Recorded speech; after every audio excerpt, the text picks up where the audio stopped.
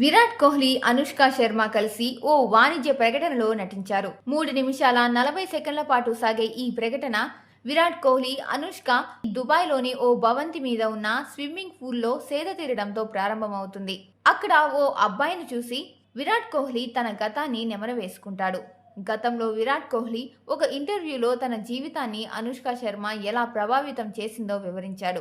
ఆమె నా జీవితంలో కొత్త ఉత్సాహాన్ని తీసుకువచ్చింది. ఆమెను కలుసుకోకముందు నేను పరిపూర్ణ వ్యక్తిని కాదు.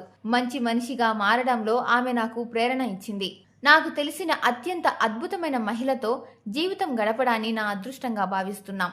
మేము ప్రతిరోజు ఒకరిని ఒకరం ప్రేమించుకుంటాం. మా అనుబంధం చుట్టూ ప్రేమ ఉంటుంది అని విరాట్ కోహ్లీ ఒక ముఖాముఖిలో చెప్పాడు.